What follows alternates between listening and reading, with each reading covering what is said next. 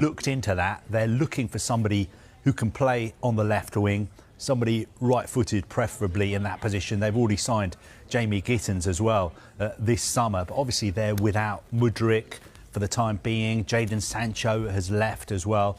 So it's a position they are looking to strengthen. I think there's a good chance that he will end up being a Chelsea player because he himself wants to move to Stamford Bridge. I just think it's about thrashing out a deal and also Chelsea selling even more players because they've already raised about £200 million this summer. But as you said, they've got 8 or 9 players they want to move on. And the more players leave, the more likely it is that Chelsea will be able to bring more players in as well. Yeah, still a big squad, isn't it, in terms of what Enzo Maresca is dealing with. And like Pep Guardiola, he says he likes to work with a smaller group of players. But one player today specifically could be out the door is who at Stamford Bridge? Is Renato Vega, the centre-back who Chelsea signed for about £12 million. Now, he wants to play as a centre-back. He hasn't really had the opportunity to do that at Chelsea. They sent him out on loan to Juventus in January. He was there for the second half of the season. I don't think Juventus are that interested in taking him back, but Villarreal want to do a deal. Chelsea value him actually at around €40 million, which is around £34 million. I would be surprised if Villarreal were able to afford to pay that much for him. But I think the player wants to leave. He wants to play in La Liga. He's somebody who's played for Portugal as well. And he wants to be back playing. And I think also he wants a permanent deal. You know, I don't think he's the kind of player who wants to be shipped out on loan every window. And this is a player like a lot of Chelsea youngsters who's got 6 years remaining on his contract.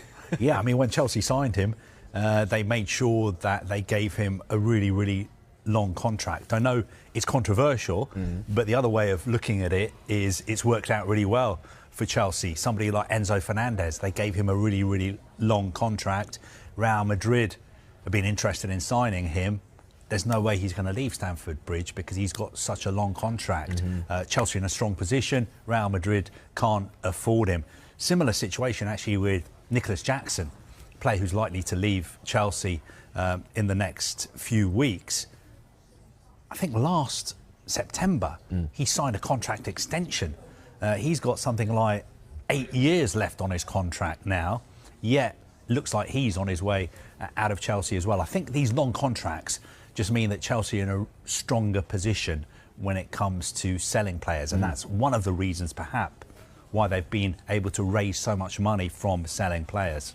And also with those long contracts, Chelsea have been given a lot of flack for giving out these long contracts, but because a lot of the contracts they're handing out to younger players are long contracts, but the base salary is actually relatively low when you compare it to some of the major powerhouse clubs in Europe. And what that means is it incentivises you as a player. If you get into that first team, you're incentivised because you'll be paid much more money to play.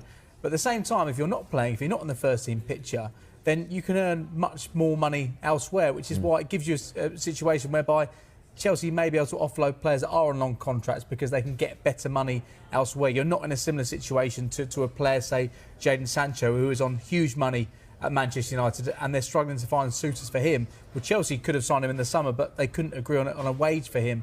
Whereas with Manchester United, they had players who are on very high salaries. It's quite difficult to offload them. With Chelsea, yes, they've got 6 years left in their contract. They could sit there for 6 years, but that would do nothing for their football development. And in terms of their bank balance, they could earn more elsewhere. Yeah, you mentioned Vega and you mentioned, of course, Jackson, potential exits at Stamford Bridge. You should never look at Solicol's list, James. It's a very private place, but I'm looking there and he's got a list as long as his arm in terms of other names who could be out the door. Well, look, 15 players have already left Chelsea this summer. That's astonishing, isn't it? Yeah, and I think another 9 players could leave.